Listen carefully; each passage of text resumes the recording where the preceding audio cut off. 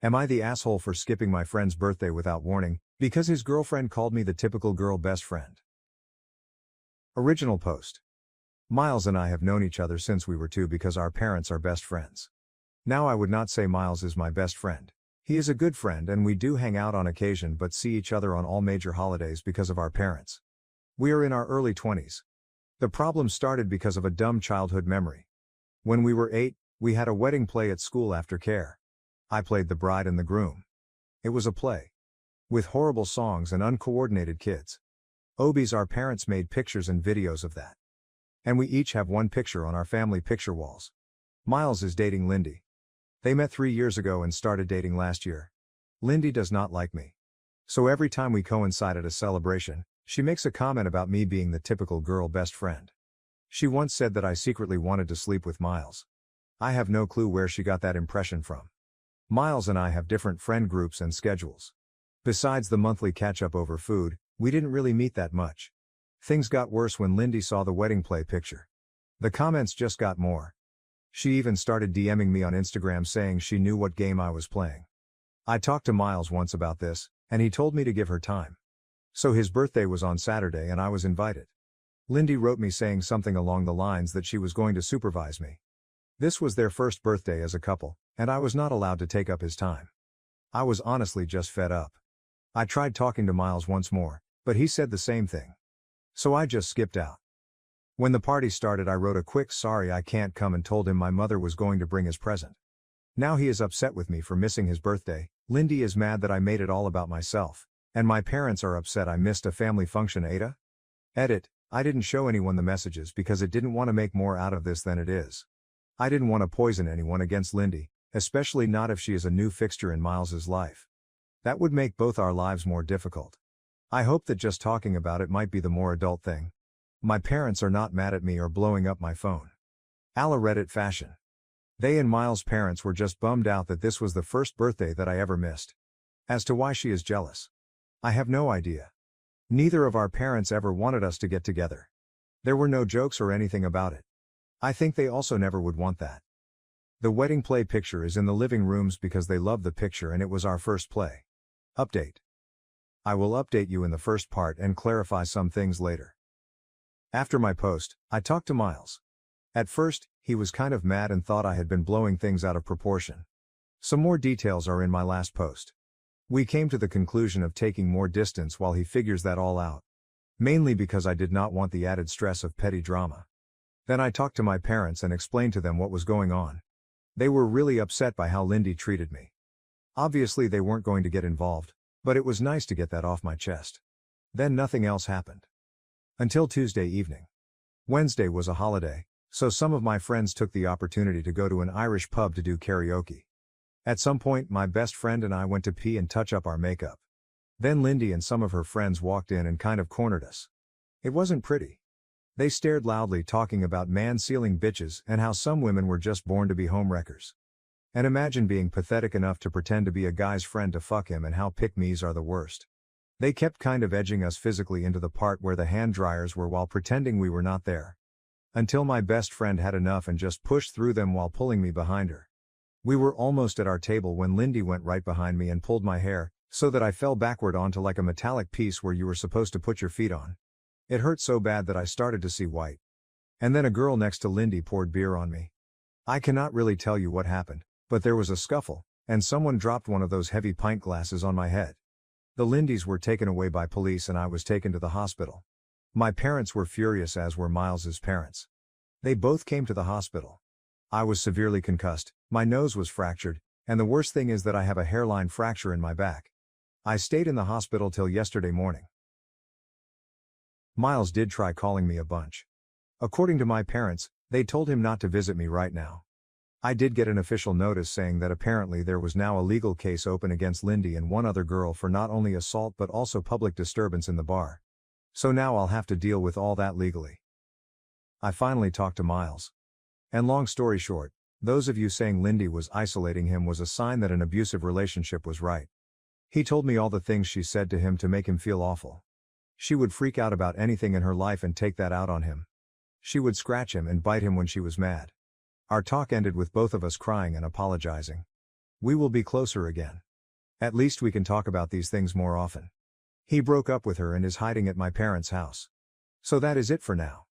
Update 2. I'll update immediately and go into details later. There has been an official court date set for my process against Lindy. It took 2 months to get and is another 3 months out, but something is something. Our lawyer said that Lindy is probably not going to jail as she is a first-time offender. If she goes to jail, it would be no more than 3 months.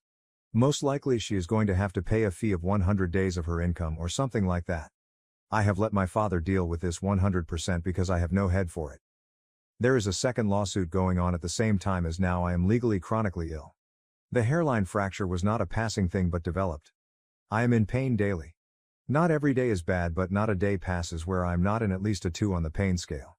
As a result, I have not been able to work. Right now my insurance pays 75% of my former income and my workplace covers the rest. But I am probably going to get fired. So my insurance filed a claim against Lindy to pay my lost wages. I am right now not in contact with Miles. I tried to be supportive, but being disabled by his jealous ex-girlfriend made me bitter against him. He was a victim. But now I can't live my life. And I blame him partly for that. I am in therapy to work through all of that and have taken up some new hobbies. I have started to write more and am looking into courses or online classes. Miles's parents have been apologetic and have supported me a lot. His mother had been a saint. She volunteered to drive me everywhere, and I have actually become friends with her. We even went to see Deadpool and Wolverine. She is a SAHW, so we have a lot of time. One of Lindy's friends reached out through my lawyer, offering a testimony against her own friend. She also sent a letter apologizing. To make it short, Lindy had told them I was bullying her and that Miles had once already cheated on her with me. So that's where we are right now. Take care and shield your back. New update. Hey everyone. So, here we are again, and yeah, things have moved along, but honestly, I'm just tired. The first court date, it came and went. It was my insurance company versus Lindy, and surprise, she lost. She's on the hook for most of my lost wages, which is nice, I guess. I didn't have to be there the whole time, which I was grateful for because I've had enough of this mess. As for the criminal case, well, we don't even know if we'll end up going to court for that one. My lawyer is handling it, and I've handed the reins over to my dad because honestly, I've had it. I'm no legal expert, and after that insurance loss, Lindy's in a bad spot. Her legal team is apparently scrambling to do some serious damage control, but at this point, that's not my problem. More of Lindy's friends have crawled out of their hidey holes to give testimony. Turns out this wasn't her first rodeo. Another girl came forward with evidence of Lindy pulling similar stunts back in high school. This poor girl was just sitting next to Lindy's then boyfriend, being a normal human, and Lindy went off the rails, starting rumors and spreading literal breadcrumbs on her table to trigger her celiac disease. Yeah, she's that kind of psycho. No one could prove it at the time, but now, with all these friends popping up, it's all coming to light. And believe me, these girls didn't have some moral epiphany. They're just terrified of getting fired or having anything negative pop up in their records. The receipts are coming out, and it's getting uglier by the day. Now, let's talk about Miles, because that's a whole other dumpster fire. I'm still not speaking to him. Turns out he's known for a while that Lindy was threatening him with bad things if he didn't cut me off and make his parents stop talking to me. And this idiot laughed it off. Thought she meant breaking up with him or something. But no, she was dead serious, even started stalking me and one of his cousins. She made some fake profile and was sending cryptic messages to his cousin. What did Miles do? Talked her down. Yeah, that's it. She kept giving him ultimatums, and he just rolled with it. So, yeah, I'm even angrier at him now. He knew she was unhinged and didn't do a damn thing about it. He let her spiral while I got dragged through the mud. His dad finally got involved and dragged him to the police, where they filed reports about all the crap Lindy pulled. They have evidence now from the stuff with his cousin and even photos from when Lindy got physical with him. So at least something's happening on that front, but it's too little, too late if you ask me. As for Lindy, well, she's gone radio silent. Except for TikTok, of course. My friends keep sending me her cringy videos and it's honestly kind of disturbing. She's acting like nothing's happening, like her whole life isn't unraveling. She's got a new boyfriend now, and they're making those awful lip-sync videos together. I think she's living at his place, but who knows? Maybe her parents cut her off. Wouldn't be surprised. Oh, and the guy? Yeah, one of my friends looked him up. Let's just say he fits right into her pattern. As my grandma would say, there's a lid for every pot. On the health front, still nothing good to report. My pain hasn't improved, and I'm now waiting for a surgery appointment, which looks like it'll be early 2025. The pain is radiating to my left hip now, which is just great. I feel like that sad little dog from the Black Cauldron. But, hey, silver lining. I've made friends with a few of the nurses who work with me. One of them braids my hair, which is kind of sweet. I'm also seeing a physiotherapist regularly, mostly for massages at this point. It helps, but some days I feel like I'm just patching myself together with duct tape. The therapist suggested I start doing pool exercises, so now I'm in an aqua aerobics class for seniors. No, there isn't a disability-specific class in my town, and frankly, I didn't feel like looking too hard. The old ladies are a riot though. Well, except for one who always looks miserable, but honestly, I'm not one to talk. One piece of good news, I finally got approved for a wheelchair. So at least I can go out with my friends without feeling like my body is falling apart after an hour. I've also been taking a few university courses for fun and playing way too much Fallout. So there's that. And that's where we are. It's still a mess, but I'm just doing what I can to get through it. Thanks for sticking around, I guess. Karen steals my wheelchair for her son, causes a scene, and gets banned from flying after assaulting me and my cat. A few days ago, I was at the airport and encountered an entitled mother. But first, some context. I, 25M, have been suffering with an ankle injury, which has prompted me to wear a boot and use a wheelchair while I recover. Normally, I don't have troubles while traveling, but this time was different. I arrived at the airport walking around in my boot and asked for a wheelchair because my foot was already aching. Check-in and security went well, and my cat was popular with the security personnel. While they scanned me for bomb traces, I spotted a small child, around 4 or 5 years old, prodding his mother and pointing at me. I didn't think much of it and continued with my usual. After security, the attendant parked me by the gate, and I prepared to wait for my flight in my wheelchair. While I waited, I felt a tap on my shoulder. The entitled mother, Karen, and her boy were interested in my pet.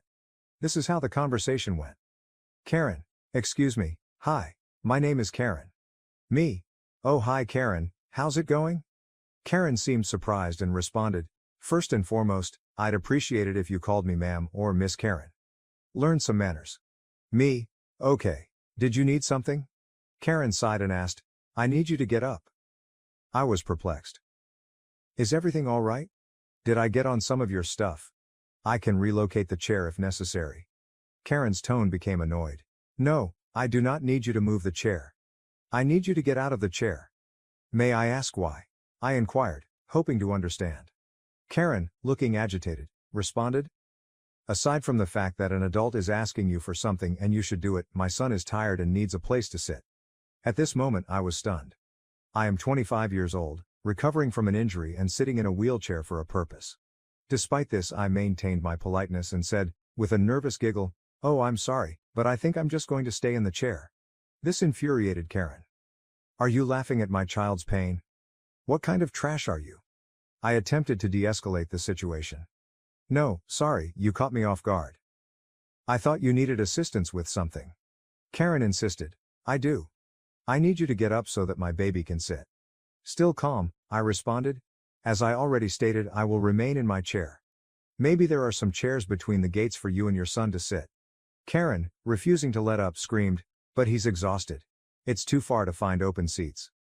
There are only some in the food court. I'm injured, I reminded her.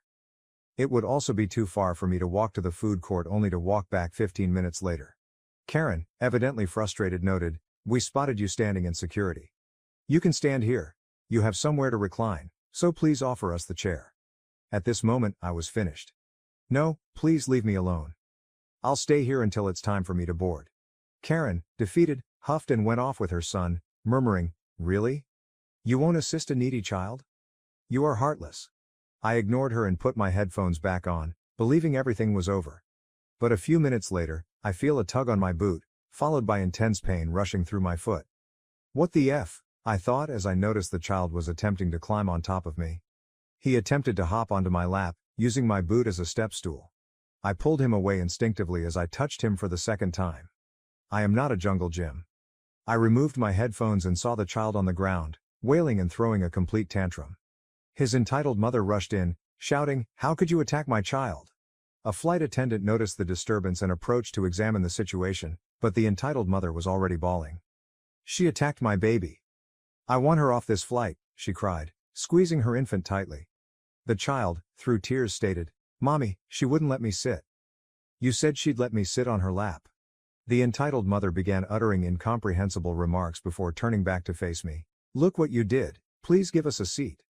At this point I was still in my wheelchair, in a lot of pain, and becoming increasingly angry with her actions. The flight attendant finally intervened. Ma'am, what exactly are you trying to do here? The entitled mother, evidently angry, stated, I only need this chair. Tell her she can go back on the plane if she gives me this chair. The flight attendant responded, Ma'am, she has done nothing wrong. Please leave her alone. She's a wounded traveler, and this chair is for her? The entitled mother refused to back down, claiming, the chair is for people who need it, and right now, my son needs it. She has been disrespectful and attacked my children. If she does not give me her chair, I will have her removed from the flight. The flight attendant stayed cool, saying, Ma'am, you are disturbing other passengers. That's not authorized. I will give you one chance to cool down, apologize to this young lady, and hope she does not want to press charges. Charges for what? The entitled mother scoffed. Being a B********. How is she allowed to board the plane with that thing? She sneered, alluding to my cat. It's probably feral and will attack everyone during the flight. At this time I'd had enough. I have asked you several times to leave me alone. My pet has a ticket and is authorized to stay here. He appears to be better schooled and mannered than your child, which is understandable considering how his mother acts. Get out of my face before I follow the flight attendant's advice and file charges. The flight attendant backed me up, stating, Ma'am, she can have her cat. It is totally legal and follows airline regulations.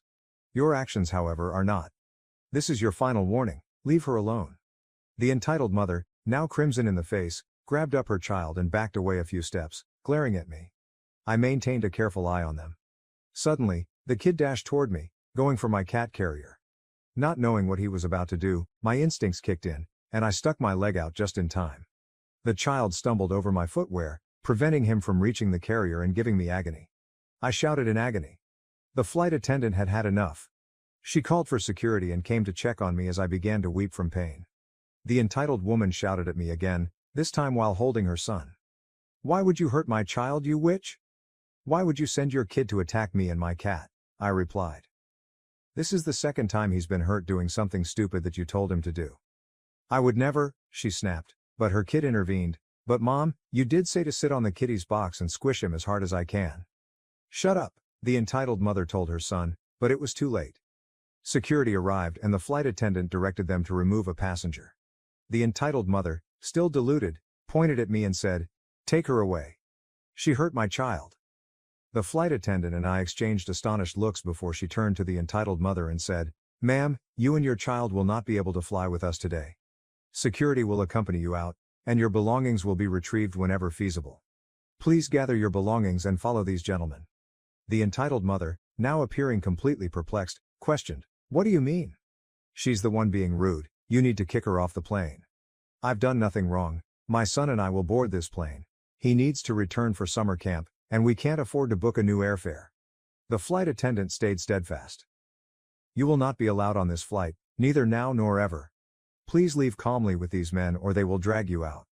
The entitled mother attempted to complain again, but eventually got her child and departed with security, cursing me and screaming about how Jesus has a special place for people like us. I was finally able to fly freely, albeit my ankle absorbed the brunt of the impacts, and I ended up spending more time in the booth than expected. The airline called to get my statement and offered me vouchers as compensation for my troubles. They also informed me that the customer had been forbidden from flying with their airline in the future. I believe they're just relieved I'm not filing charges. My fur baby and I are home, cuddling in bed, and I hope the woman has to spend a lot of money to get her child home on time. So tell me, am I the jerk? Wow, I'm not going to lie, I felt like this narrative had already ended 3 times, yet it just kept going. Did this woman send her youngster to harm a wheelchair user and their cat? If the poster is recounting the tale correctly, that's exactly what it sounds like. This mother has certainly ingrained some bad habits in her child, and I enjoy how the poster also calls her out on it. But, whether your child is weary or not, you do not bother a person in a wheelchair. Surely there were lots of other people sitting in regular chairs that she could have asked for a seat, or she could have simply let the child sit on the floor. They're kids, so they don't care. What really bothers me about this tale is that these people ended up physically harming the guy in the wheelchair. In many circumstances, such interactions just result in a negative recollection that you recall when you get home and bothers you for a few days. However, in this situation, it produced bodily agony and exacerbated the injury. Surely even a child understands that this is terrible. Of course, we determined that this was a hellspawn child.